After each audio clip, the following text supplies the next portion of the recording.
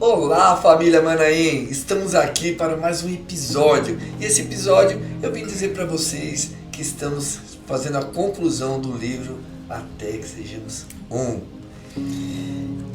Com tristeza, mas a gente tem que comentar. É o fim da primeira temporada dessa que a gente foi incumbido, eu e a Glaucia, a fazer esse Manaimcast maravilhoso com convidados que para lá de especial. Nós tivemos um propósito aqui para te entregar: a unidade, o amor e a missão da igreja.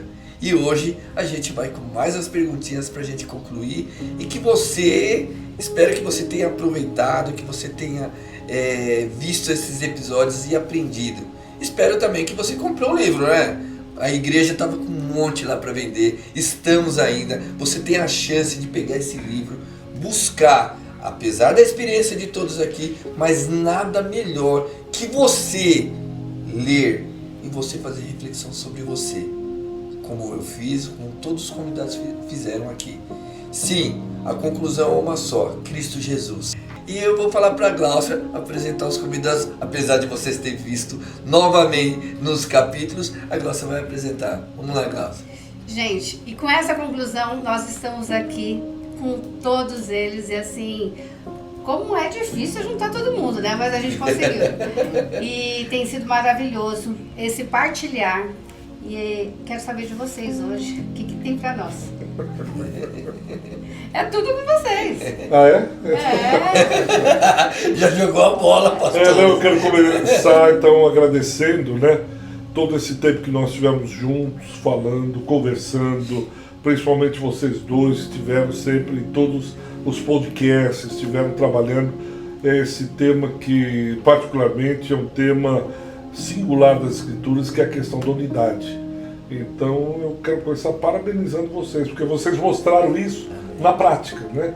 Todos que estão aqui, de alguma maneira, mostraram isso no dia a dia, agradecendo, estando junto, participando, montando, pensando. Isso é unidade, quando todos estão trabalhando, focando, né? Objetivando um alvo em comum. Então, a minha palavra inicial é essa: é gratidão pela vida de vocês e por Deus ter permitido que nós estivéssemos todo esse tempo aqui produzindo esse podcast. Parabéns.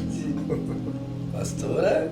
Então é realmente desafiador pensar em unidade numa cidade tão grande como a nossa e pensarmos até na possibilidade de estarmos juntos para compartilhar a palavra do Senhor. Então eu creio que nós fizemos uma jornada, é a primeira, creio que a primeira de muitas, e fomos assim muito felizes com o tema, porque eu creio que ele é um tema que ele vai repercutir muito na comunidade, não só na nossa, mas nas nossas vidas pessoais, porque uma vez que a gente fala de uma cidade onde em todos os lugares que você anda, você está sempre em boa ou má companhia, né? Não sei, mas você está sempre com pessoas em volta, e pensar no outro, olhar o outro e perceber o outro é sempre desafiador, e na vida comunitária muito mais. Então eu acho que foi um tema muito pertinente para esse tempo. Maravilha.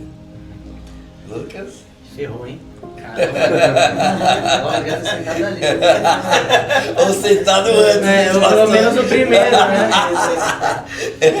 Mas até nas movimentações do podcast mesmo, eu vejo como é necessário uma atitude ativa, né, pra gente conseguir isso.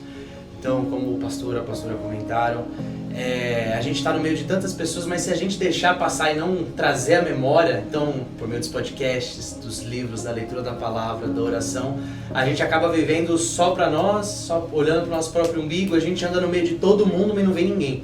Então, eu vejo como foi muito bom esse podcast por trazer na nossa cabeça de: nossa, eu preciso tomar uma atitude, eu preciso mudar o meu pensamento para agir em prol da unidade, tomar uma decisão. Primeira temporada. Exato. Então o do podcast, a gente precisa agir de dia, horário, aonde, quando, porque senão fica aquela clássica, né? Vamos vendo, não, vamos marcar, não, a gente vai vendo.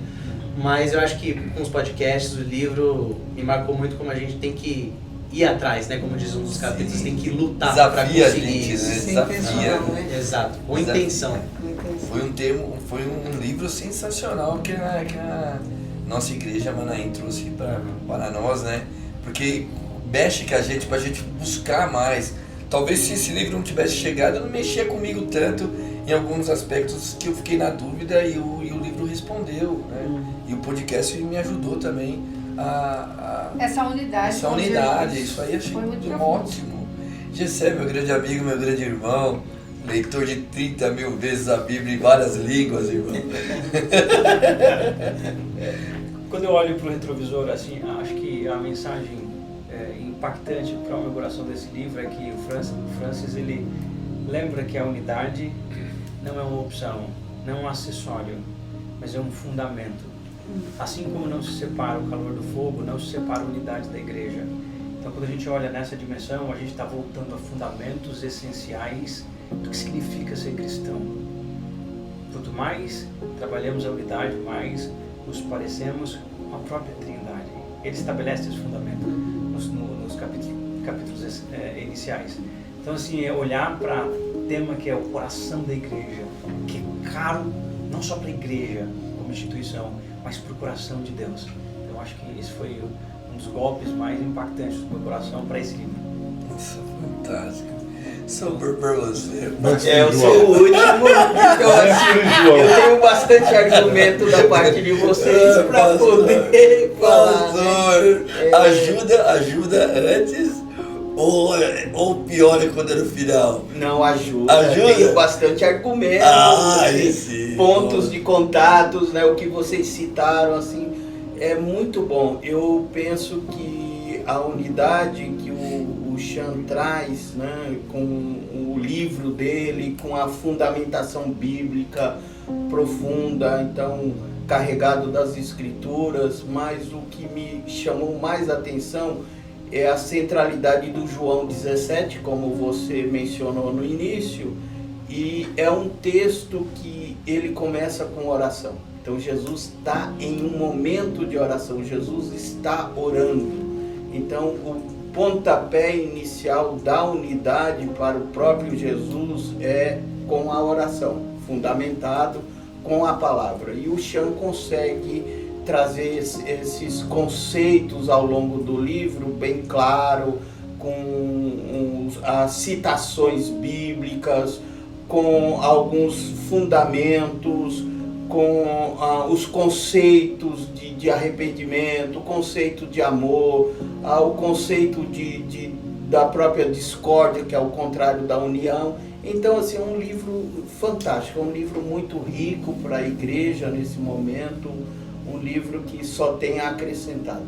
Nossa. Aproveitando, assim, João, a sua fala, eu quero lançar, assim, uma já pergunta. vai para as perguntas, irmã? Já está assim. Porque... A evidência do Espírito Santo, né? A evidência do Espírito Santo é a busca pela unidade, né? E assim, como cada um de nós pode fazer, se responsabilizar por esse ato agora? Essa evidência do Espírito Santo, ela é muito nítida, que ela é a unidade, ela faz a unidade. E como que nós, na prática, vamos começar a ressignificar tudo isso? Vocês, assim, tem como, assim, falar pra gente como que a gente pode começar a trabalhar essa busca pelo Espírito Santo habitando em nós e essa evidência da unidade nessa busca, e como que a gente vai trabalhar isso com a igreja e tudo isso que o livro ensinou pra gente, né? Eu acho que assim, Gláucia, o livro nos desafia. Quando você pega, você começa a ler, parece que é mais um livro que a gente vai dar mais uma olhada, dar uma passeada. Mas ele vai falar de unidade. A unidade, ela tem a ver com o relacionamento primeiro seu com Deus. E quando você vai para Deus, ele vai nos levar a nos lembrar que a relação com Deus é a relação com a Trindade. Então, eles são um no Senhor, eles são um em Cristo, eles são um como nós devemos ser.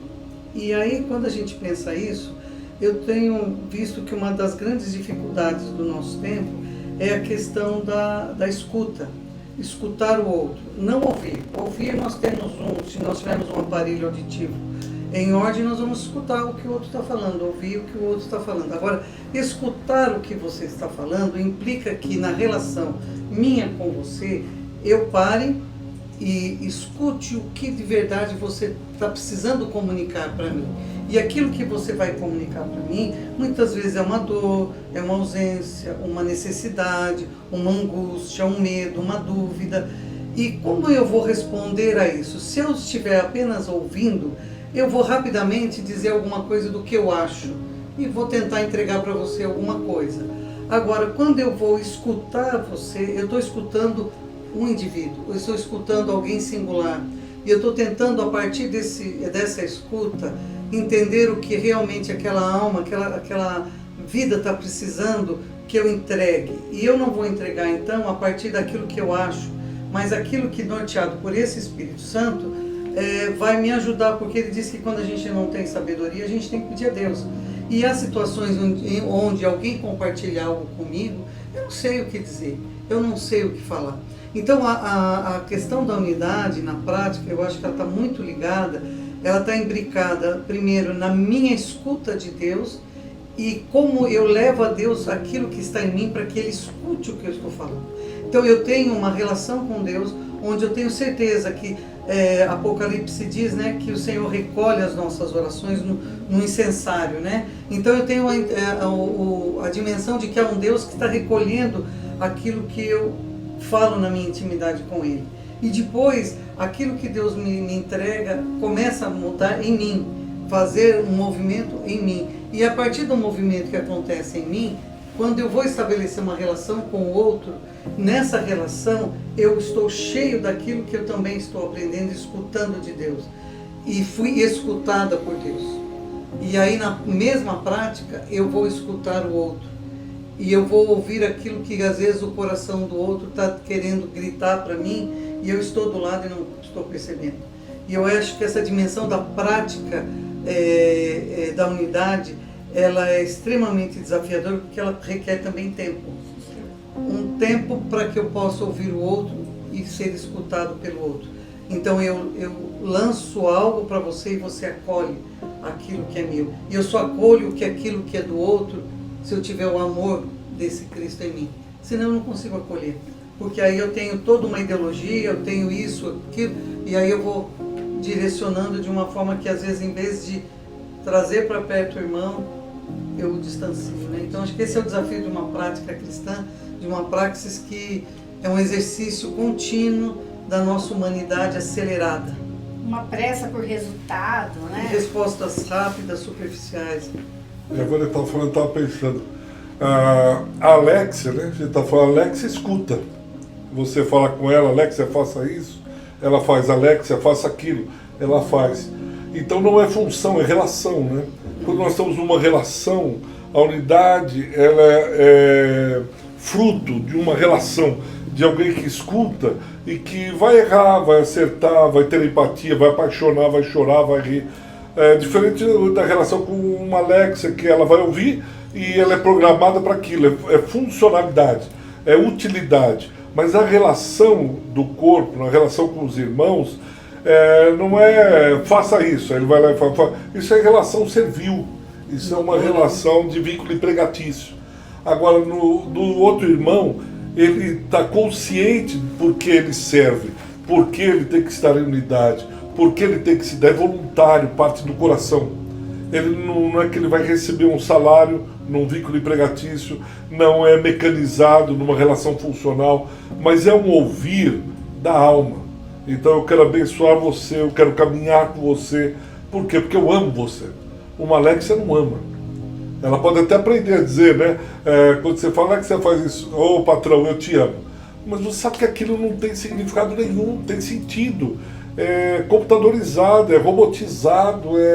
Agora, quando eu vou na unidade, porque eu tenho uma relação com a Trindade, e aprendi como a Trindade se relaciona, que ele fala no livro, e aí eu vou para a relação com o meu próximo, é diferente, completamente diferente. Eu não faço aquilo por obrigação, eu não faço aquilo por qualquer outro vínculo que não seja o vínculo da cruz. Então, eu estou irmanado com você. Eu não posso ver você sofrendo porque eu tenho empatia, compaixão. Eu sofro com você, eu me alegro com você, eu celebro com você, eu acerto, eu erro, a gente anda junto. E é na nossa humanidade que isso acontece, não acontece Nessa humanidade caída, nessa humanidade cheia de problemas, mas uma humanidade que foi redimida e que está caminhando com o vínculo da perfeição, que é o amor. Em santidade, abençoando um ao outro, crescendo. É completamente diferente. É sobrenatural, né? O que me parece, assim, ficou claro tanto na sua fala, pastora, como na fala do pastor, que é uma mudança da religião para a relação. Então, cito aqui o exemplo do jovem rico, que ele cumpria a lei. E aí em João 13, Jesus diz, eis que vos dou um novo mandamento. Então essa audição, essa dimensão de amor, não é no meu padrão ou no padrão da religião, mas no padrão de Cristo que o Senhor citou. Uma relação mecanizada, né? Eu faço aquilo, mas não tem sentido para mim. É comportamento aprendido. É reativo, né? Eu só faço porque aprendi, mas na relação com Cristo é uma outra dimensão. O novo mandamento a gente entra no mistério, Cristo, né? é o mistério da cruz. Vos dou um novo mandamento, ame como eu, e não como a lei disse que deveria amar, mas como eu amo, né? É interessante que o autor ele constrói uma lógica racional assim muito muito clara. Ele começa mostrando o modelo de perfeita trindade. Ele mostra o que é o desejo da Trindade, ele mostra também que esse é o nosso desejo. E ele mostra também o que o mundo precisa, e o mundo quer isso. E ele mostra também, por fim, que isso começa com arrependimento. Talvez ele volta diretamente na sua pergunta. Essa necessidade de a gente fazer essa autoavaliação, e a gente consegue fazer essa reflexão. Você consegue. A gente consegue fazer um sondar da nossa alma e identificar quais os obstáculos que se levantaram no nosso coração que impedem que a gente enxergue o outro, que enxergue o corpo, a comunidade. Porque é um desafio. A gente está como um mostra-vento, a nossa natureza é sempre contra ao movimento do Espírito, o desejo do Espírito. O Espírito Santo ele mora e habita no nosso coração e a gente tem um anseio por unidade. O verdadeiro crente tem, é impossível a gente negar. Mas a nossa natureza, ela vai contra isso. Sempre contra. É como se a gente estivesse nadando contra a maré. Então, um fluxo, um rio, uma direção, e a gente vai sempre contra esse fluxo. Não faz parte da natureza caída. Então, quando a gente senta e faz essa avaliação de ouvir o outro, ouvir a necessidade, entender a nossa necessidade também, e onde que existe a linha de equilíbrio para que a gente se liberte das garras das nossas necessidades e tenha eu acho que é essa grandeza de avançar acima do limite, acima das correntes que nos prendem daquilo que é necessário para mim. E eu avançaria um ponto a mais no argumento do próprio autor, que ele diz assim, isso vem com a maturidade.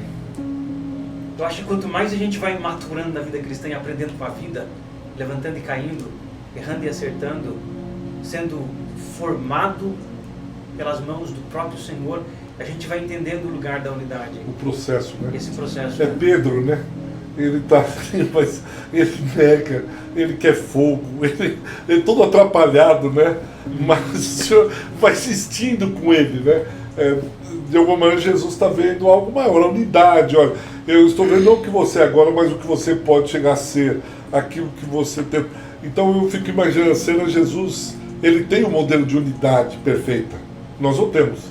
Então a gente vai caminhando com ele, é como se nós estivéssemos juntos, sendo processados para chegarmos à perfeita varonilidade, para chegarmos a ele, igual a ele, Jesus Cristo. E ele vai com a gente, dizendo aqui, rapaz, aqui não é assim.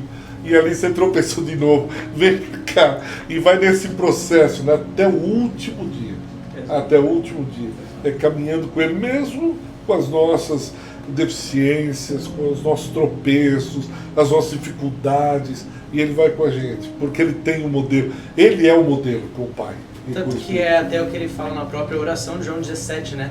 No finalzinho do capítulo, ele chega e diz, para que eles estejam aonde eu estou e que eu esteja com eles aonde eles forem. Aí ele diz, para que eles sejam um assim como nós somos um. Aí depois ele fala, não, porque o meu desejo é que eles vejam a minha glória, para que então eles sejam um conosco. Então parece muito exatamente o pastor João do como eu. Tá, mas como é como Jesus, só dá para descobrir estando com Jesus, né? Caminhando com Jesus. E usando até a história de Pedro, é muito curioso como, de fato, ele vai, trancos e barrancos e vai, mas continua caminhando com Jesus. E aí quando a gente chega em Pentecostes, né, em Atos, a gente vê quase que a reversão daquilo que aconteceu na Torre de Babel, e quem pregou foi Pedro. Essa pessoa que estava no trancos e barrancos, e diante disso a gente vê o que antes línguas separaram os povos, todos os povos se uniram numa língua, mas por meio de quem? Por meio do Espírito Santo que conduziu essa unidade, quase como Cristo vendo aquilo que iria acontecer na frente. Mas a gente não pode ser ingênuo, porque quando Paulo fala que aquilo que eu desejo isso eu não faço, aquilo que eu não desejo fazer aquilo que eu faço. Nós somos cindidos pelo pecado e nós vamos lutar até o último dia com as nossas cisões, com aquilo que está em nós. E aí quando a gente fala da unidade, como a Trindade sendo um modelo de unidade, primeiro para mim a integração, para o meu ser íntegro, ou seja, o meu ser inteiro novamente. Porque com o pecado eu fui cindida, eu fui partida por vários desejos, né? São desejos desencontrados, como você falou, de Pedro, e eu quero ir para cá, mas também quero ir para lá, quero servir Jesus, mas também quero retroceder, né? E aí essa tensão, eu acho que ela vai ser algo que nós vamos viver na nossa caminhada cristã até o último dia, porque faz parte do pecado que nos invadiu, e ele invadiu também as nossas emoções, a nossa mente, o nosso coração, e de alguma forma na relação com o outro, no processo que a gente vai estabelecendo, muitas vezes a gente fica inseguro, a gente retrocede, a nossa fé muitas vezes ela titubeia, e a gente precisa ir sendo integrado em Cristo. E quando a gente vai se sentindo inteiro em Cristo, porque ele vai nos moldando a sua imagem e semelhança. Então eu vou saindo desse lugar todo cindido, esquizofrênico, né, de pensar e ser, e ele vai dizendo assim, eu tenho uma imagem para você ser, eu tenho um padrão para você ser, e esse padrão é o próprio Cristo. E aí naturalmente, quando eu vou chegando, ele começa fazendo o que? O primeiro processo, né? Ele nos acolhe como a gente está, diz, chega bem como você está, né? E a partir do momento que você chega como você está, ele vai começando um processo de transformação, e a gente vai se integrando, e aí eu não sou mais aquele como o gadareno, né? Quem é você? Eu sou um monte de gente, um monte de coisa, porque já não é mais isso, porque há um só Senhor, né? É alguém que rege a minha existência. E aquele que rege a minha existência vai começando a me dar também uma perspectiva de olhar para a vida. E quando eu olho para a vida, eu enxergo outros como eu, vivendo as mesmas tensões, mas experimentando de uma graça que às vezes a gente não sabe nem como explicar, né? Esse favor imerecido para alguém como eu, tão distópico, né? Como para a gente dizer hoje de forma mais atualizada. Com um olhar no eterno, né? O Chan traz isso, né?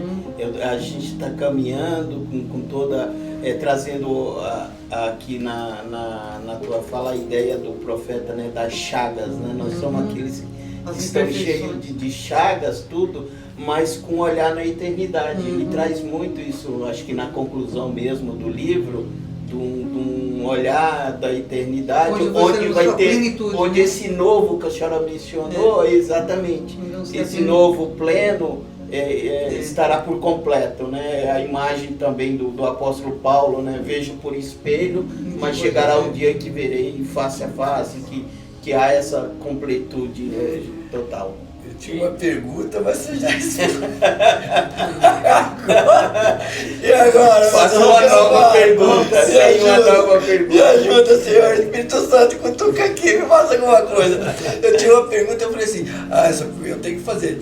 Geralmente, quando a gente faz um podcast, a gente vem com umas perguntas já elaboradas, algumas que a gente não... Mas sempre é quase inevitável trazer algo pessoal. Quando você chega e fala assim, não, deixa eu aproveitar que eu estou de frente dos mestres e fazer essas perguntas. Eu falei, deixa eu perguntar essa. 3 dias com essa pergunta na cabeça, vocês vieram. É a unidade. Mas eu vou perguntar mesmo assim, vai ser do jeito mais simplesinho, né? Mas as respostas já estão aí. Quando a gente tem o prazer de ser convidado para conhecer a Igreja Manaim e conhecer Cristo mais de perto, a gente aprende dentro dessa oração, né, de João 17, a importância da união. É a primeira coisa que a gente aprende na igreja, principalmente quando eu cheguei na Manaim, é a primeira coisa que a gente aprende sobre a união ali, de você entender o que é a união, porque todos que estão ali, porque é a coisa que a gente escuta, os ruins estão lá dentro da igreja, é a primeira coisa. Aí eu aprendi, os ruins podem estar dentro da igreja, mas eles estão buscando para ser pessoas melhores, né? E eu quero fazer parte de ser uma pessoa melhor.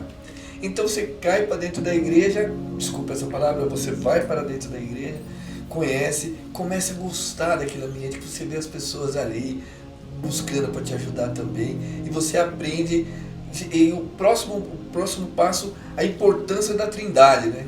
Você chega e fala, nossa, que bacana, mas por algum momento assim você começa a desfocar, então você começa a não entender muito os dons do Espírito, começa a julgar o outro, começa a ter orgulho, começa a faltar um pouco de humildade. Dentro da igreja você fala, mas eu estou aqui, eu sou um servo do Senhor, mas você perde a humildade, né? Francis Chan, ele revela o momento que essa arrogância, o momento da falta de humildade acontece com você. Como que eu posso fazer para que esse arrependimento venha genuíno sobre mim? Através desses acontecimentos que mesmo dentro da igreja acontece. Eu diria que vai ser uma resposta a partir da minha própria experiência. Possivelmente os irmãos podem se identificar ou trazer alguns elementos a mais para complementar. Existe um processo de se aproximar de Jesus, aprender do particular, da leitura das Escrituras. Quanto mais você vai absorvendo, lendo e aprendendo princípios espirituais, isso vai te dando muitas ferramentas, naturalmente, para você sondar o seu próprio coração. O nosso coração ele é muito enganoso. E a gente precisa de sabedoria espiritual. E a sabedoria espiritual ela vem da leitura bíblica, da meditação, de ouvir homens, ler livros, compartilhar experiência. Isso vai criando na gente bagagem, capacidade para a gente discernir os nossos próprios enganos. À medida que a gente se afasta, vai esfriando, ficando longe. Eu falo o Gessé, quanto mais longe eu estou da meditação, da leitura, da devoção, da oração, mais eu não consigo ver os meus próprios erros. Coisas que eu não faria em outro momento, eu faço e eu consigo me convencer que não é tão ruim, que não é tão doloroso assim. Mas essas mesmas coisas, essas práticas que eu tinha, à medida que eu me aproximo do Senhor, em um processo de devoção natural, leitura bíblica, meditação e reflexão e oração, aquilo que era pequenininho é como se desse um zoom. O meu coração ele começa a se inquietar, porque eu estou ficando mais próximo do meu mestre. E quanto mais próximo do mestre, a presença dele, por meio da palavra, vai calibrando o meu olhar, vai me purificando. É como se fosse uma manchinha. Imagina só, a gente tem um lenço de linho, somente um pontinho ali. Dependendo daquele pontinho, do seu nível de percepção, aquilo é insuportável. É insuportável. E quanto mais você se aproxima do Senhor, aquele pontinho ele vai se avolumando, fica muito grande. Então, a minha resposta é, quanto mais a gente se aproxima do Senhor, quanto mais a gente está enxertado na videira, mais a gente consegue fazer essa leitura com mais precisão. Quanto mais você entender que você é dependente do Senhor, mais longe você está dessas coisas, a falta de humildade, a falta de arrependimento acontece, é isso? Então? Eu diria que sim. Ah, tá. Deixa eu dar um exemplo aqui. Vamos supor que a gente está nessa casa aqui, nesse apartamento. Está tudo escuro. Então eu vou, o que o Gessé falou de disciplinas espirituais, vamos pôr em termos de luz. Se você pedir, pastor, faça uma faxina aqui, eu vier com um palito de fósforo, a faxina vai ser uma. Se eu vier com uma vela, vai ser outra faxina, um pouco melhor. Se eu vier com um lampião, vai ser melhor. Se eu acender todas as luzes, se eu vier com um holofote, quanto mais luz, mais fácil vai ser de identificar a sujeira. Agora, não, eu estou limpando, mas você está com fósforo, você precisa ir com uma vela. Ou seja, você precisa estar sempre aumentando a luz, porque quanto mais luz, a sujeira, aí qualquer coisa, nossa, mas você viu isso? Que eu estou com um holofote aqui. Nossa, mas para limpar a mesinha, qualquer sujeirinha, agora com um palito de fósforo ou na escuridão, é que eu não vejo nada. Você está na sujeira e não percebeu? Claro, estou sem luz. Nossa, A fantástico. luz entendido como palavra, jejum, leitura da Bíblia, comunhão, adoração, todas as práticas espirituais. E na dimensão da oração, eu acho que os pais da igreja eles foram muito felizes nesse sentido. E uma das práticas que a gente traz é a do salmista também, né? Quando ele diz: sonda, meu Deus, e conhece o meu coração. Vê se há em mim algum mau caminho e guia-me pelo caminho eterno. Então, quando eu estou buscando na prática da oração e da leitura da palavra, a palavra nos lava, nos limpa, a oração vai nos burilando, vai trazendo para a gente a dimensão de quem nós somos, porque você vai sendo exposto ao Senhor. E aí eu tenho a ousadia, que só pode ser do Espírito, de dizer: Deus, vê se há em mim algum mau caminho. Às vezes, quando a gente está tão envolvido no nosso próprio eu, na nossa própria dimensão de existência, a gente não quer ouvir contraditório para nós. Sim. Nós queremos ouvir que a gente está legal, que a gente está no caminho. E o Evangelho nos leva a fazer essa contrição, né? A ceia tem essa dimensão de contrição, a oração tem essa dimensão de contrição, de nós olharmos para nós mesmos. Esse tempo, novamente, eu reafirmo a ideia do tempo, né? De parar na presença de Deus para escutar o que realmente Deus tem para falar a respeito de nós. E às vezes Deus tem a falar para nós algumas coisas que não nos agradam, que ainda precisam ser alteradas, que precisam ser mudadas. E às vezes é melhor a gente estar com pressa, fazer bem rapidinho, porque aí a gente não precisa ouvir aquilo que a gente não quer ouvir, né? Mas aí também o salmista diz: a minha alma tem sede, a minha alma anseia por ti. E aí eu posso ter sede de Deus, mas se eu continuar reinando absoluto no trono, vai ser uma relação comigo mesmo e não com o transcendente. Então, quando eu me dispo de mim mesmo, quando eu tiro de sobre mim as minhas justificativas, quando eu tenho um encontro genuíno com Deus. E quando eu tenho um encontro, o Chan vai falar muito disso, a necessidade do arrependimento. E como é difícil nos arrependermos de algumas coisas que a gente acha que é tão natural em nós, que são práticas que, poxa, será que eu preciso... Que a mensagem igual de José João falou, Batista, né? Há uma ideia de um arrependimento a partir de uma conversão e um arrependimento a partir de atitudes que são sondáveis. Né? na nossa existência. Eu gosto de pensar um pouco essa dimensão que o Edu trouxe aqui a partir de uma responsabilidade humana. Então, o apóstolo Paulo trabalha isso, o Pedro também, o Paulo, principalmente no Efésios 4, então se você mentia, não minta mais, mas agora fale a verdade. Então ele trabalha uma mudança de hábito. Então tire esse hábito e coloque esse outro hábito. Um hábito à luz das Escrituras e não à luz da sua humanidade, daquilo que você está usando a sua expressão da audição, não a partir do que você está ouvindo de si mesmo, mas ouvindo das Escrituras, ouvindo do próprio Deus. Então é uma outra dimensão. Ainda assim, no exemplo do pastor, teve uma vez que, falando a respeito da luz, a gente tinha feito uma faxina dentro da nossa casa, limpado tudo, estava tudo zeradinho. Mas estava tudo assim, tudo aquilo que era perceptível, a gente virou tudo, limpou tudo. Só que eu sentei na mesinha onde está o meu computador ali, no meu escritório, e eu olhei na direção da janela e estava entrando um fecho de luz. E esse fecho de luz, mas o que ele mostrou de material suspenso no ar, uau, na hora o Espírito Santo falou no meu coração. Tá tudo limpinho, Jessé. Não tá. Depende do ângulo que você olha e a luz que vem, que ilumina. Daí que eu acho que assim, é muito preciso o texto que a pastora mencionou, porque quando Davi ele diz assim, vê se há em mim algum caminho mau, Davi ele é um homem experiente, competente e sábio, mas ele não repousava na capacidade dele de sondar o próprio coração. Precisa de uma fonte externa. Eu quero falar uma coisa assim sobre, né, a ordem, né? É que a ordem de Deus não é muito esse lance, é uma organização absoluta, né? Então às vezes a gente se acha tão organizadinho, tal, tudo arrumadinho, aí você fala assim, caramba, não tem ninguém nessa casa.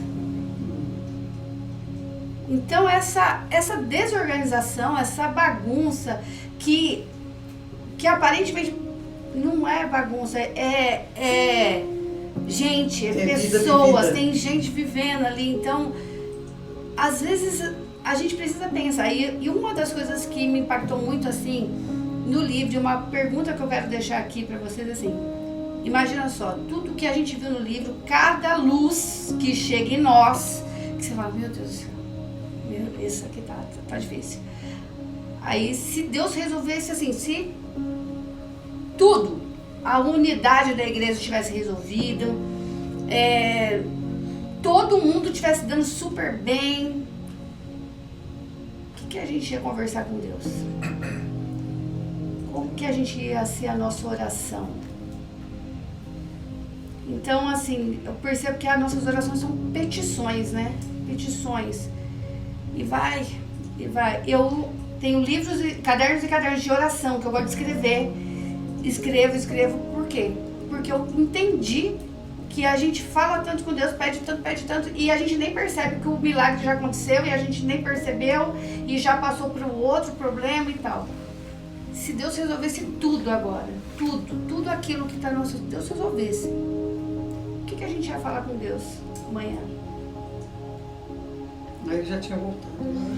Então, Essa percepção. é que às vezes a gente parece que está tudo bem, que e não não está. precisa, né? Já parar essa. Eu li recentemente uma ilustração, eu não sei se foi verdade, mas que na Segunda Guerra Mundial, um soldado dos aliados, ele está sendo perseguido por alemães, e aí ele entrou numa caverna, num buraco ali.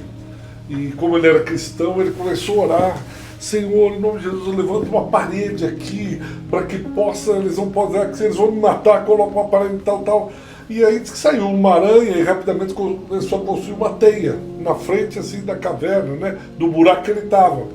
E o Senhor era uma parede e tal, não sei o quê. Quando chegaram os soldados alemães, viram, aí olharam e disseram: aqui não está porque tem aranha, teia, então não entrou. E aí foram embora. Disse: não, aqui não está. Perceberam por causa da teia e foram embora. E aí disse que ele caiu no pranto, no choro, dizendo: eu queria uma parede, né? Algo assim e tal. E Deus manda uma aranha para construir. Então eu acho que às vezes Deus manda essa aranha fazer uma teia e a gente está esperando uma coluna de pedra, né? Rochas, magnésio, sei lá o que, tungstênio. E Deus disse: não, com a aranha eu resolvo, pode deixar. Né, com uma vara eu abro o mar, não precisa nada de... Então a gente perceber a beleza da unidade, a beleza da comunhão, a graça da vida, né? Então de olhar no outro e dizer: puxa, que bom, né, que você existe, que bom que nós estamos juntos, nós somos irmãos, somos uma família, mas a gente fica meio que assim, né? Acanhado de dizer. Querendo um aparelho de tungstênio. Né? Isso. Agora tem uma pergunta aqui, eu achei bem forte essa pergunta aqui. Mas eu tenho que fazer. Ela faz musculação. Ela toma vitamina, ela toma vitamina, tudo bem forte. O que revela mais sobre a nossa espiritualidade? É a frequência que a gente vai na igreja ou a capacidade de perdoar o irmão? Você apertou sem abraçar, né? Eu deixo essa pergunta aos irmãos. Do que é? Definitivamente o perdão, né? Com certeza. E eu acho que, ainda mais vivendo em um país onde a gente pode falar da nossa fé, fazer cultos na praça, ter a igreja com a porta escancarada, escrito em letras garrafais: igreja evangélica, igreja, sei lá das quantas. Aqui salva a vida. Aqui é o lugar, sabe? Eu acho que com isso a gente tende a pensar que é exatamente isso. Então, uma das coisas que a gente vê muito, eu trazendo da minha vida mesmo, é aquilo, né? Vou levar o filho para ir para a igreja.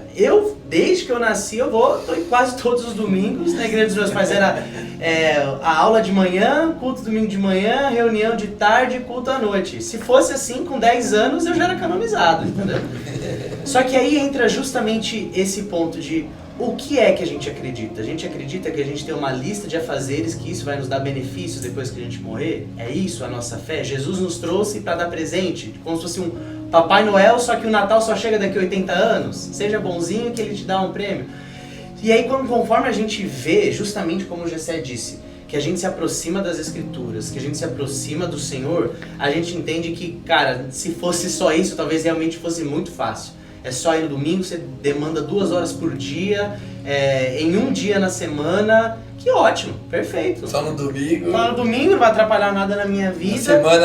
Mais falar de igreja na semana. Olha, eu lembro de uma aula do pastor Ricardo, ele fez a gente fazer umas contas lá. Lembra dessa aula? Acho que sim.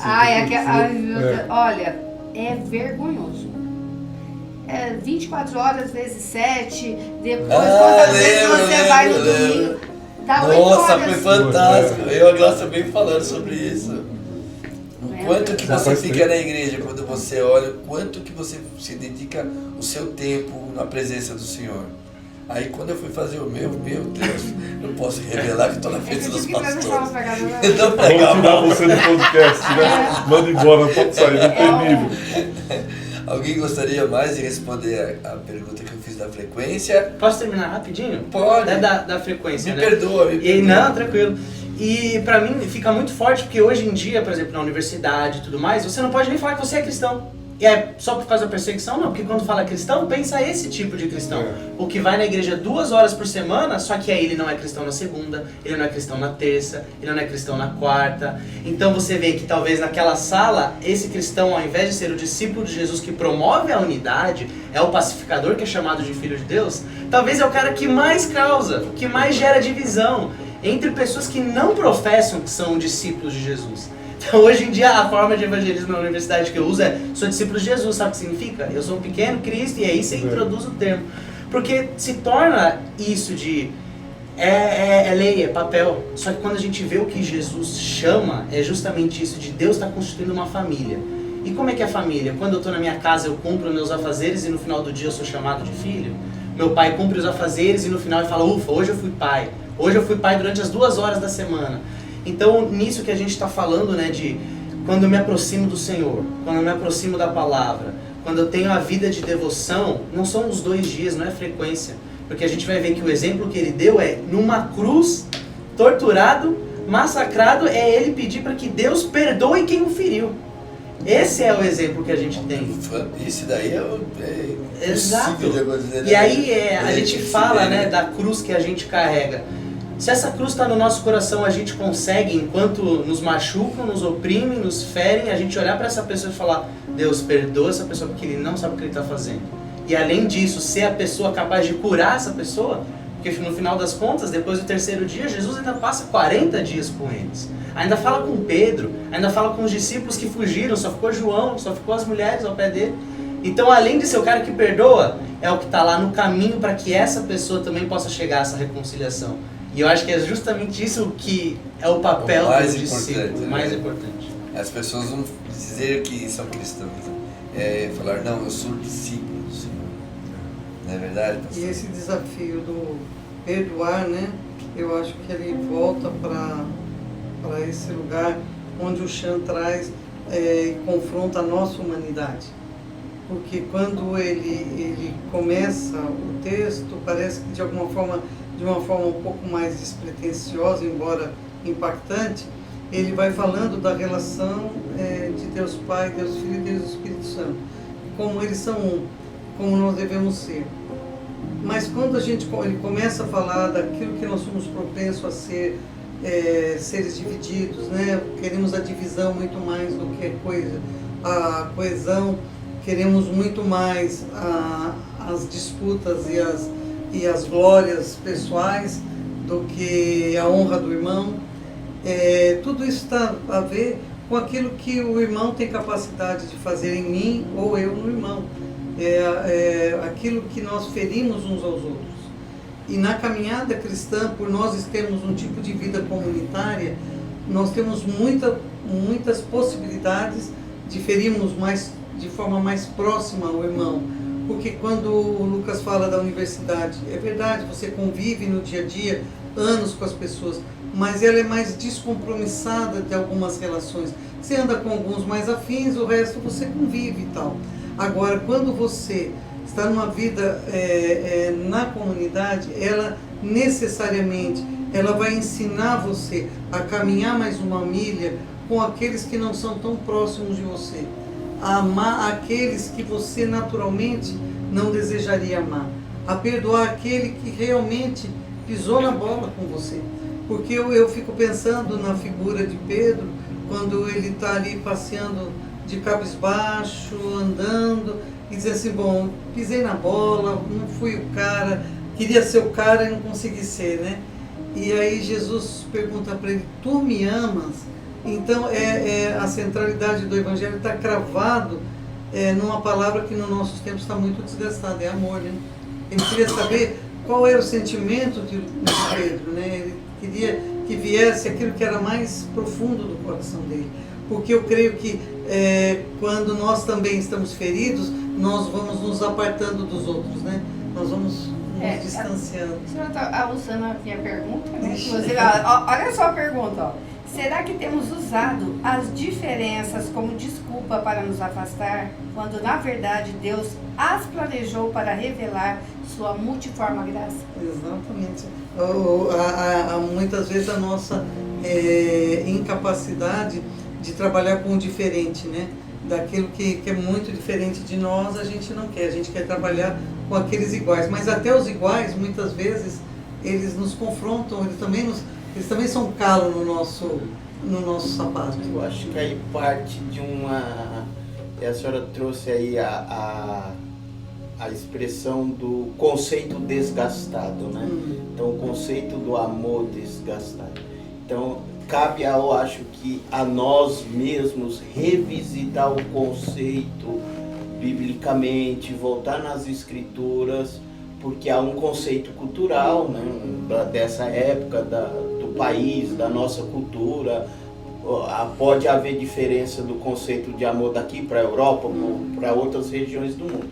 Mas o nosso amor dentro dessa nossa cultura, há um tempo eu venho refletindo, porque ele está muito entrelaçado com a expectativa. Nós criamos muita expectativa no que eu quero no outro, quando às vezes o amor bíblico ele está muito mais conectado ao serviço, muito mais conectado à humildade, né? Pensando a renúncia, pensando a toalha e a bacia de João 13, que é uma dimensão de amor, e às vezes nessa relação com o outro discordamos, entramos em discórdia, em confusão, porque às vezes a nossa expectativa em relação ao que o outro vai trazer para mim, não o que eu vou servir, né? De que forma que eu posso servir, como que eu posso me doar. Então aí entra desculpa até pensar no casamento, né? Exatamente. Então entra um pouco, acho que o conceito, tão imbricados o conceito da humildade com o conceito do amor, com o conceito do orgulho, do perdão. Ele faz uma espécie de um caldeirão desses conceitos, depois ele vai destrinchando ao longo do livro, mas eu acho que é um momento da gente revisitar, eu tenho feito isso, revisitado esses conceitos. O conceito de perdão à luz das Escrituras, o conceito de amor à luz das Escrituras, o conceito de humildade à luz das Escrituras. Tanto que... desculpa, para você falar. Não, tá só. Que só pontuar de como o momento que a gente disse que foi o momento da paixão de Cristo, foi o momento em que ele mais se humilhou também, né? Isso, a Glaucia fez uma colocação interessante, me veio logo a figura de Jesus, né? Porque quando ele reúne os 12, ele tem desde o Levi, que é o cobrador de impostos, até Judas, né? Que era de uma seita, que andava com uma adaga, né? E matava, eles se odiavam. Eram dois grupos sim, que não podíamos se ver. É como se nós pegássemos agora corintianos e palmeirenses. Nós pegássemos extrema-direita e extrema-esquerda. Todo organizadinho, bonitinho, todo bagunçado. E congregasse todo mundo e dissesse, nós vamos formar um time agora. É loucura, isso é sobrenatural. Isso é sobrenatural. Você pegar polos opostos, como Jesus fez, e colocar todo mundo junto, e fazer com que eles trabalhassem juntos. Eu penso que, além desse agir sobrenatural, é porque ele coloca uma proposta, um projeto, que o pessoal olha e diz, vale a pena por esse projeto. Então, por um ideal, porque não tanto a frequência quanto o Edu falou, né, não é o ir à igreja, mas é com que coração. Não é o que eu faço, mas por que eu faço. Porque Jesus está sempre questionando a intencionalidade do nosso coração. Eu posso andar do lado da minha esposa e a única coisa que une a gente depois de 50 anos é a aliança dele, mas eu não tenho mais nada com ela. Eu não tenho nada com ele, não tenho unidade nenhuma. Mas a gente está cumprindo, e quem olha diz, nossa, que casal, 50 anos juntos. Mas eu não tenho, ela era uma estranha para mim. E eu sou um estranho para ela. Então eu posso estar na igreja frequentando, todos os dias eu posso estar cantando. Mas como é que está o meu coração? Como que está dentro de mim? Eu sou alguém que eu estou fazendo aquilo porque eu acredito nisso. Tem um projeto, tem um Deus que eu amo, eu quero agradá-lo, eu quero servi-lo. Indo ou não indo, fazendo ou não fazendo, eu estou querendo, eu quero Ele, eu não quero mais nada, eu quero Ele. Ele é minha paixão. E essa pergunta também, essa resposta que o senhor roubou da minha pergunta também? Espera um pouquinho, irmão. O Espírito Santo deles está mais adiantado que o nosso? Eu não sei o que está acontecendo. O Espírito Santo está soprando para ele, você tá entendendo? Porque olha só, eu falei assim, as divisões, a gente não pode negar que existe. Então, assim, quando olhamos para as divisões do corpo de Cristo, será que não estamos orando por avivamento enquanto negamos a principal evidência dele, a unidade? Então, deixa eu só completar, você está falando, mas muito que me veio um exemplo dos irmãos morávios. Eu estava lendo recentemente, e diz que o conde souberam lá que tinha uma região muito distante, e não tinha ninguém para falar de Jesus ali. E aí diz que o conde Zinzendorf chamou um irmão e disse para ele, olha, eu tenho uma missão para você. Ele disse, qual é? É você ir nessa região. Ele disse, para quando? Você precisa ir o quanto antes. Eu preciso ir o quanto antes, se possível, essa semana ainda. Tá, mas o que tem? Ele disse, olha, o que eu posso dizer para você? Se espera lá a morte, eu não tenho ninguém para ir com você, eu não tenho recursos para te enviar, eu não sei o que vai acontecer lá e não tenho a menor ideia se você vai voltar. Só sei que se você for, você está por conta e risco seu. Ele disse, eu posso orar antes? Isso era tarde, né? No dia seguinte, o conde foi falar com ele. Quando foi falar com ele, o quarto vazio. Aí o colega de quarto, ele disse, o que foi? Ele disse, olha, ele disse para mim que ele tinha uma missão muito importante a realizar e ele não podia esperar nem mais um minuto. Logo cedo, antes do amanhecer do dia, ele arrumou todas as coisas e foi para lá. E disse que nunca mais se ouviu notícia dele. O que ele fez, o que ele aconteceu. Só que, agora me veio, eram entre os esquimós. Ele tinha que ir entre os esquimós. E diz que depois de muitos anos encontraram algumas tribos que falaram acerca de Jesus. Quando eu li isso, eu disse, esse é um amor e um senso de unidade, de missão, de que a gente está léguas de distância. Também, né? Coragem, ousadia, fé, que ele diz, precisa ir, eu não vou questionar a tua motivação. Não, mas será que o Edu está querendo se aproveitar de mim? O GC é autoritário. Não, eu entendi que você está falando isso comigo, ele é sério, é um propósito, é uma missão, isso vem de Deus. Dizer, no dia seguinte, nunca mais se ouviu dele. Mas quando voltaram e retornaram algumas tribos lá, esquimós, tinha uma palavra acerca de Jesus. Então, isso é unidade. Isso é unidade e amor. Falar de amor, compromisso, unidade, tem que chamar esse irmão para ensinar a gente. Sim. Não tem como. Vamos lá, Não, Olha, se deixar, a gente só quer ficar prestando atenção. Aí pergunta. Não, É muito tá tão conteúdo. gostoso, meu. Vocês fluem de uma maneira tão legal. Como eu digo, eu disse pro João, a sua voz, João, é música para os meus ouvidos. Nossa, bem coração, Ele tá fazendo isso que a pergunta Mas minha pior pergunta. agora segura a pergunta. certeza. Agora, Ai, Joãozinho. agora. Vamos lá. Aqui, peraí. Oh, meu Deus, eu fiquei tão emocionado. Ele tá trocando agora. Vamos lá, não. João, o que é mais difícil? Manter nossas tradições e preferências ou obedecer ao chamado radical de Cristo para sermos um só? Quando é uma palavra, para os irmãos, eles podem achar que é algo agressivo falar radical, né? Mas não é algo radical atender o chamado do Senhor. Às vezes, eu vou contar a experiência própria minha. Você seguir ao Deus vivo, você seguir tudo aquilo que é pregado, para mim é algo difícil. Mas o que te motiva a seguir isso?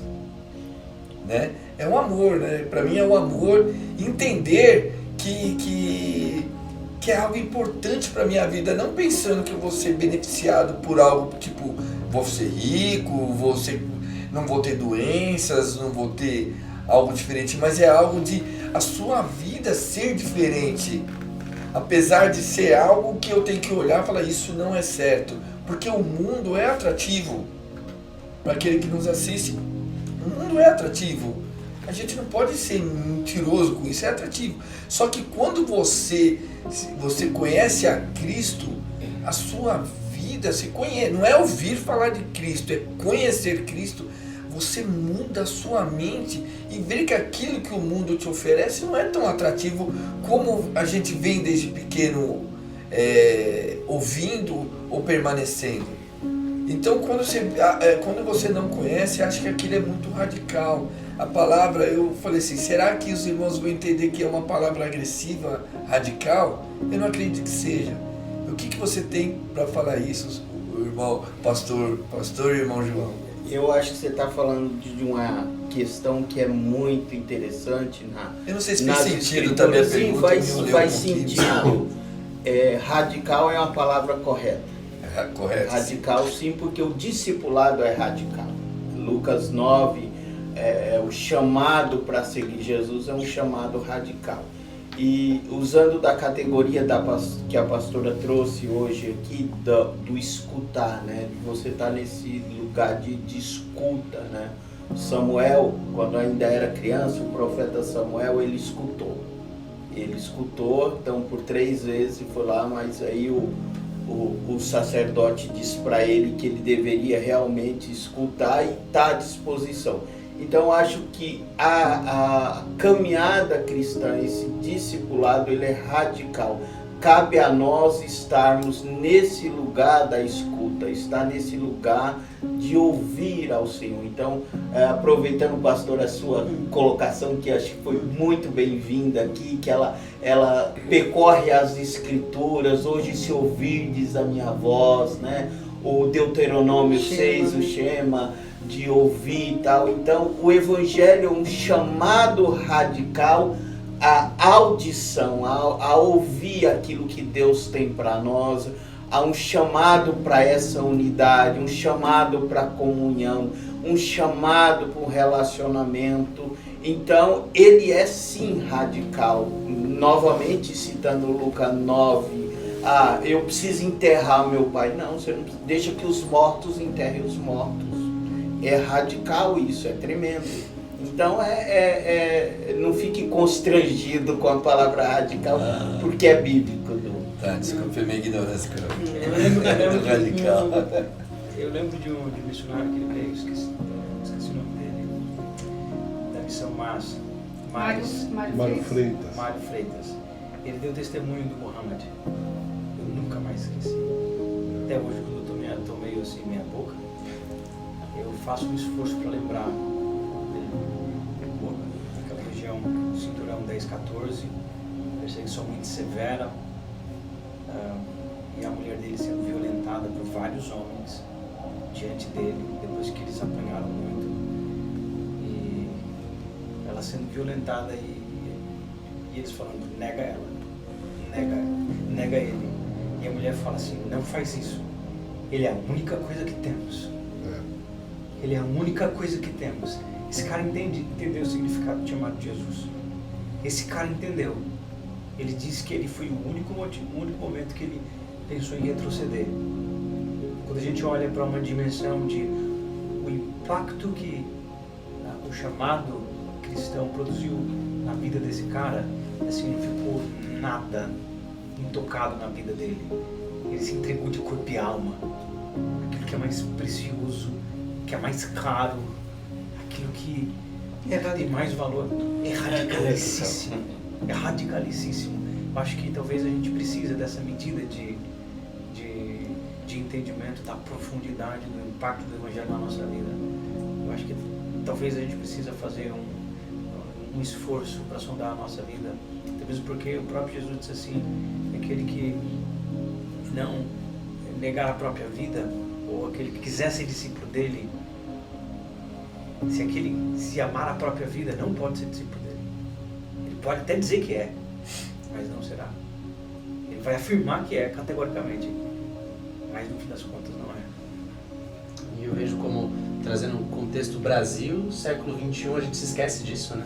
A gente está num contexto onde a gente tem o censo do IBGE, onde a gente, quase que a maioria do Brasil, aqui, como eu falei antes, a gente pode cantar, professar a nossa fé, tranquilo. Então, o que a gente pensa que foi o cristianismo 2000 anos atrás? Ah, foi isso. Jesus pregava na praça, que nem eu preguei na praça esses dias. Jesus falava dele igual a gente fala de Jesus naquele dia, sendo que na realidade era justamente o que a gente vê no livro de Atos, né? De Jesus é rei? Ah, então César não é o seu rei.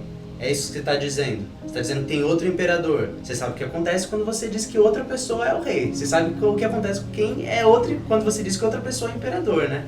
E aí a gente vê como hoje em dia quase que vira uma classe, um status, né? Eu sou cristão, eu sou quase que um atestado de talvez a pessoa querer te contratar, talvez, é verdade, infelizmente. Mas muitas vezes era isso de, não, essa pessoa até é cristã, como se fosse um atestado de alguma coisa, que hoje em dia não é tanto. Mas quando a gente vai ver o que aconteceu na época, Jesus antes de pregar já queriam matar ele quando era um bebê. Olha o nível. A mãe dele poderia ter sido morta, os pais poderiam ter sido mortos, tiveram que fugir. Então qual que era o contexto? A gente tem pessoas onde todos os dias eles eram levados como ovelhas ao matadouro e ainda assim mantiveram a fé deles mesmo diante de animais, perseguições, feras, fazendo como a história que o pastor Ricardo contou. Onde está esse cara? Ninguém sabe. Talvez seja essa da tribo, mas ele entregou exatamente a vida dele, onde a gente nem sabe como ele morreu, se teve algum tipo de tortura, mas a ideia principal era aquilo que Paulo diz. Se eu hoje sou um discípulo de Cristo, olha, morrer para mim é lucro. E se for para viver, vai ser para viver com Ele sendo o Senhor da minha vida. Então é extremamente radical. Sim. Jesus, João, ele diz assim, aquele que disse, meu discípulo, esse também deve andar como ele andou. É um convite para auto-reflexão. A vida cristã, ela olha sempre interno. É algo interno, foro íntimo. Somos a nossa própria alma e a nossa caminhada. E a gente está chegando ao fim, né? E dá a gente, tristeza, dá tristeza. Olha, a gente vai sentir falta porque é muito bom bater o papo toda semana. Foi um privilégio, assim, estar à mesa com cada um de vocês, conhecer um pouquinho mais, assim, daquilo que vocês pensam sobre Cristo, daquilo que a gente pensa sobre Cristo. Eu acho que a partir desse podcast, eu acho que é um desafio nosso estarmos mais à mesa, como eu já falei em outros, e a gente precisa estar presente nisso, a gente precisa estar se esforçando, porque é o esforçar-se mesmo, porque sem o esforço a gente não consegue. Então eu deixo esse desafio aqui para toda a igreja, para todo mundo que for assistir, esforçarem estar com os irmãos, estarem lutando para não ter a divisão que está pedindo aí, porque andar com o irmão é difícil. Sim. Mas a gente tem que se esforçar em amar, olhar com os olhos que Jesus olharia e tudo vai ficando do jeito que Ele quer. Que a gente possa ser resposta para esse clamor, para essa oração. Eu queria também colocar algo que é uma preocupação no meu coração, é assim que qualquer historiador, ele vai estar durante todo o tempo da sua vida profissional, da sua existência, ele vai estar pesquisando e narrando fatos passados para de alguma forma ele documentar de forma o mais precisa possível no tempo que ele existe, para que quando ele não estiver mais, a sociedade que está vivendo tenha como referencial aquela história, para que aqueles que vão chegando possam dar continuidade e, a partir de aprendizados positivos ou negativos, continuar a caminhada da civilização. E é interessante que a palavra de Deus em Deuteronômio, nos Salmos, no Novo Testamento, vai falar das histórias. Quando você pega o livro Hebreus, você vai perceber ele falando daqueles que já foram, daqueles que foram fiéis na fé, que perseveraram no Evangelho, que passaram por muitas lutas, muitas tribulações, que tiveram uma conversão radical e perseveraram até o fim, alguns nem vendo o cumprimento da promessa, mas permaneceram até o fim. Você vai ver a instrução aos pais, né? Você andando com seu filho, caminhando com seu filho, conta os feitos do Senhor, conta aquilo que o Senhor fez, e sempre assim, de geração em geração, falando a respeito dos feitos do Senhor e daquilo que ele fez durante toda a história. E há anos atrás tiveram outras pessoas que eram personagens no século que elas existiram. E hoje, no século XXI, somos nós que somos personagens e estamos contando a história do Cristo e a história do Evangelho. Estamos, de alguma forma, com as nossas vidas também, tentando marcar uma geração a partir daquilo que ouvimos outrora, que ouvimos anteriormente a nós. Como o Lucas falou, desde criança eu estive na igreja aprendendo, ouvindo, e está na hora de reproduzir, né? Então agora eu reproduzo. De que forma eu vou produzir e reproduzir? Eu acho que dos pontos positivos do livro do Chan é que ele vai pegar as escrituras, não algo da sua cabeça, não algo da sua imaginação, mas ele vai pegar as escrituras e, através dos textos bíblicos que foi deixado a nós, ele vai trazer para nós aquilo que foi possível aqueles que viveram antes de nós viver do Evangelho. E se nós estamos hoje aqui falando do Cristo e vivendo e buscando viver essa vida com Cristo, é porque outros nos contaram, outros trabalharam na redação e na tradução da Bíblia, outros na interpretação, outros na fidelidade, de alguma forma, e a história continua sendo contada. Então eu creio que uma das dimensões que nós vamos perceber desse podcast, como daquilo que foi dito aqui, é que a história não começou em nós e ela não termina em nós. Então quem são os próximos? Quem são aqueles que virão para continuar contando essa história até que ele venha? Então esse exercício hoje que fazemos aqui é um exercício de uma atualidade, com podcast, com todo digitalizado e tal. Antigamente sentava na praça e contava a mesma história. E como será? Não sei o que será futuramente, mas há uma necessidade de perseverarmos unidos em Cristo, como lá o povo de Atos sentava, orava, partia o pão e falava das Escrituras. E esse é o desejo do meu coração, que nós, como comunidade Manaim, possamos também continuar repartindo esse pão com fidelidade às nossas crianças, aos nossos jovens, aos nossos adolescentes, para que eles possam dar continuidade àquilo que nós também já recebemos, né?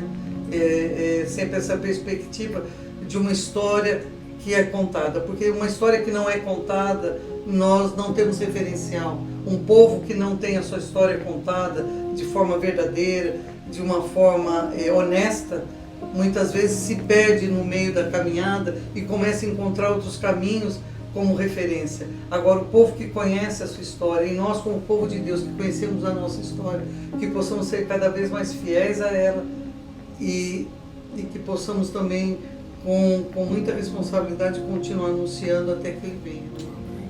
Sim. Por fim, eu vou contar uma história aqui, como eu sou uma pessoa que gosta muito de histórias, prometo ser rápido. eu assisti um filme chamado Regresso, do Leonardo DiCaprio. Ele tem um confronto com um urso. E esse urso pega ele, sacode pra lá e pra cá e destrói o Leonardo DiCaprio. E ele conseguiu sobreviver a essa batalha com o urso, mas nunca mais ele foi o mesmo. É assim que Cristo faz com você, se você se entregar de corpo. Ele falou, eu quero a tua presença, vem em mim, eu quero. Ele vai te sacudir, irmão. Você vai sentir a pancada daqui, vai sacudir pra lá, e você vai resistir, vai lutar e lutar. Mas eu te garanto, nunca mais você será o mesmo. Então, eu vou te convidar para você conhecer a nossa igreja em Manaim, essa família maravilhosa, esses irmãos maravilhosos, eles estão lá todo domingo. Vai lá, vai fazer uma visita, não deixa de ler o livro. Vai lá, compre o livro, vai lá, faça o desafio para você mais uma vez. Todo podcast eu fiz esse desafiei. Vai lá, compre o livro, dá pro irmão. Ah, mas esse irmão já tem, então dá pro outro. Vamos lá, vai, compartilha, faz o seguinte, faz que todo mundo entenda como é importante ler o livro e ler as escrituras. Tá bom? Família Manaim agradece, obrigado pela sua paciência, como o Faustão diz. Um beijo!